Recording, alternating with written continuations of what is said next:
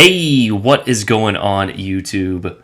Aaron here. We are back, ladies and gentlemen. I hope you guys had a fantastic Thursday here. We've got a fun, exciting, and informational one for you guys in this little video. The developer Q&A was dropped today. I actually had no idea. I ended up having to travel for work today. Just got home about an hour ago.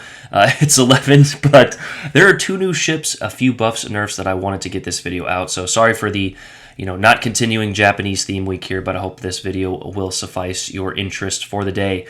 And again, there was a lot of good information in this one. Right off the bat, though, of course, the Legends community, just being that the community that we are. What are your plans for submarines and World of Warships Legends? Guys, we don't want subs.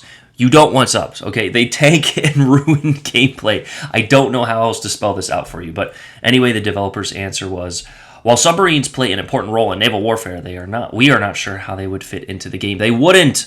They are terrible on PC. They tank and ruin gameplay. But alas, moving on to this. When is my favorite ship coming to the game? AKA, when is the fucking Hindenburg coming to the game, Wargaming? And if they did answer it, and there was I guess, two decent answers, just not the one we were looking for. We received a lot of those questions. We love to see your passion and desire to have it. That's such a corporate response. To have specific ships in the game. As you might expect, we are mostly unable to answer these questions. Why? Just tell us. But anyway, two new ships they did announce actually are here. To give you a sneak peek, what to expect, we can announce two ships coming to the game by the end of this year. Druid for Steel and Gdansk as a bureau project. So let's go ahead and actually take a look at those two ships. Now, I have a sneaking suspicion that the ship is going to be for an unnecessary amount of seal. However, anyway, it's more legendary ships into the game, can't complain, but I know that a lot of people don't have that much steel. We'll cover it, we'll cross that bridge when we get there. But anyway, the Druid is a British special premium tier 10 destroyer. After giving the green light to the construction of the Daring class ships, the Admiralty soon came to realize that the combat characteristics would not allow them to counter the new American and Soviet destroyers as equals. So they built these new line of destroyers. And I was going over this ship before we did the video, as I'm not going to make this mistake once again. Chances of fire on target caused by HE shell, 0%. The ship doesn't have AP or HE. It is an AP-only two-gun, non-torpedo destroyer. And I know a few of you are thinking, Aaron, this ship is going to be absolutely terrible, but I am excited. And someone actually mentioned this, I forget who, but they said with the new edition of the British Commander that was recently added in the Blue Archive wave, or the BA wave, that the Druid is going to follow because it's kind of like a reload type commander, and they were correct. I think this commander is going to be tailor-made for the Druid, but anyway, we will check that out. When she comes out here, go ahead and read the pros and cons. Main battery has a high rate of fire with decent ballistic properties. Forward-facing guns configuration make her a small target when hunting and charging enemy ships. Decent anti-aircraft suite offers protection against carriers. Has access to repair party consumable as a destroyer. Reload time of short burst smoke generator allows for small smoke screens in quick succession. So very similar to the Daring in that regard. Cons: lacks a torpedo armament. That's a huge con. No rear-facing gun mounts. Somewhat high detectability, even when fully specialized. Short-range hydroacoustic search is limited in its usefulness. So that hydro is more or less just to make sure you don't take torpedoes in your smokescreen. A lot of destroyer players just smoke up and sit in there, and smokescreens are torpedo magnets. Does not have access to main battery high explosive shells, so no fire chance, no torpedo chance. You are just going to be doing a raw AP damage. So getting those broadsides, getting those flanks. You do have a pretty gnarly 1.9 reload time, and I'm sure they're going to be the type of AP with the advanced or the improved AP pen angles. There's no way they're not. I'm pretty sure they are, but someone comment on, did they mention it down below? I'm sure it's somewhere in here, but we're not reading all of that. Anyway, on to the Gdansk here. Based on the notion of Polish ships achieving superiority over their enemy counterparts through quality rather than quantity. Yeah, not in America, buddy. We just pump out 18 new destroyers. Poland designed the Crusader ship class, large destroyers that would be capable of taking on even light cruisers. So pretty much a Renaissance destroyer, as we will call them, similar to the German heavy destroyers. 139mm guns, those can do some damage, especially if we get access to their AP there. However, this ship, as opposed to the Druid there, only has HE shells. At least it does on PC. So those 139s that can Citadel light cruisers, yeah, you won't really be Citadeling much. You can Citadel with HE, but it probably not anything with 139mm guns. But 3x2 in the front there, I'm guessing, and 1x1 in the back. The good news is you do get access to torpedoes, 2x5 here with 106 second reload and a 86 knot speed with a 10-kilometer range. They are the ship is designated in the Pan-European line, so those torpedoes do not do that much damage. 11,200 top is where the damage tops out. So trying to get floods and then follow up with those fires. However, in contrast to the Pan-European destroyers, she has a large health pool, good ballistics there, fast main battery reload, fast torpedoes, fast, smoke generator, and surveillance radar consumables in separate slots. So if Wargaming does the right thing and give us that, this ship will be pretty gnarly, a good offensive destroyer, charging destroyers, smoking up, and then radaring them, as well as just having that radar and as a threat to destroyers potentially in the capture objective. Cons, large target, slow turret traverse, only has HE shells, no long-range AA defenses, poor agility, poor concealment, and very short surveillance radar duration. So similar to the USS Black, probably 15 seconds, maybe even less. What is the Black 15 or is it down to I forget, but it's a short duration, and I'm guessing moderate range, maybe like 7-8 kilometers.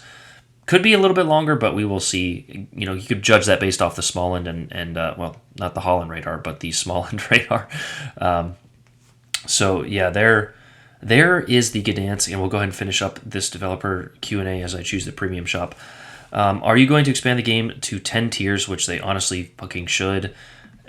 This whole bureau nonsense. I don't mind ships for steel. I don't mind campaigns even, but this whole legendary tier with just make it 10 tiers. But anyway, what are your plans for graphic updates? Who cares? The weather would be nice, but the graphics are okay for a console game. What are your plans for this? We have been seeing requests, plan to make quality of life improvements. I really don't want development time spent on that. Maybe if they have some extra time, I don't know. When will more features be added to the mobile version? Who gives a shit? No, I'm just kidding. I know a lot of people travel, myself included, and I probably could have logged on and done my bureau missions today, but I just don't. My personal opinion, I don't think they should be putting that much into the development of mobile, especially for a console-based game.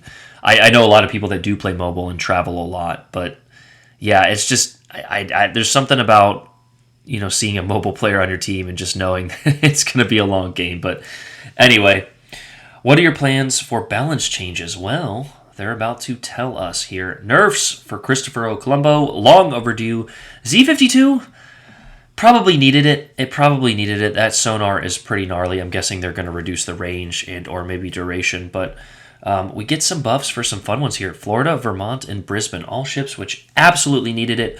I don't know what took the developers 5 years to figure out that the Florida needed a buff. I don't mind. I love these changes, right? You need to have a balanced game. You can't just have a ship that is too strong, etc. And if you're really, insanely frustrated with these nerfs for these ships, I got to tell you something. You're probably relying on strong ships to forego your skill or balance out your skill issues. But the buffs just take way too long. I don't know. It's so plain to see. Like the Velos, I'm sure is going to get buffed in the future. A few of the most recent campaigns, but that's just, again, another little personal gripe of mine. What are your plans for PvE content or other battle types? These would be fun, not gonna lie. Like the the D-Day Normandy event I saw from the PC version. The Rasputin event, Halloween type deal. I remember a while back the Halloween event, you had to take out turrets on land and protect the ship, and those are a lot of fun, man. Going out playing with your friends. Nobody tell Hipper. People like to play video games with their friends, but just kidding, but not really. Going out, playing with your friends, enjoying those PvE events were a lot of fun. But anyway, Are there plans to bring back ships from campaigns or other limited time offers? Probably not. However, they usually do. Most of the time, the rare ones are in crates, so go figure. A little bit of gambling. That's new to wargaming, right? It's watch. They're gonna put Shill in a crate in a couple months and just cause an absolute uproar. That would be hilarious. Do you plan to add any new languages? Who cares? Hopefully your region is, they can add your region. But anyway, it would certainly be cool to have. Sorry. What are your thoughts on adding modern warships? A few of them are modern. The Burgoyne has a helicopter pad, if you guys didn't know. But I like the era of World War II in that region. However, we'll get some new modern ones eventually. I hope that they do. It's not really a huge thing for me. I just hate the flashy giant neon anime titty commanders and camos in the game. That's what I don't want, but they're already here. So anyway, can we get more selectable ports? They've said this before. They would love to have them. However, they take up a lot of space in the game. And I don't know if you guys have downloaded Call of Duty recently, but it's like a 300 gigabyte download.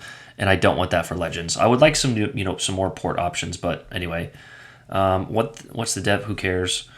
How do you get access to blueprints? What are the process for electing new ships? So I'll link this for you guys down below. But we got two new ships to be looking at legendary tier.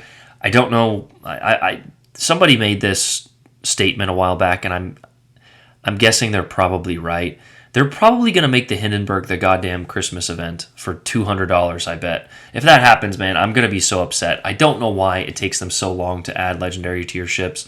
I know it's the end game content, but we've been going on the end of the game for 5 years now, right? Like, we got to hurry this up, man.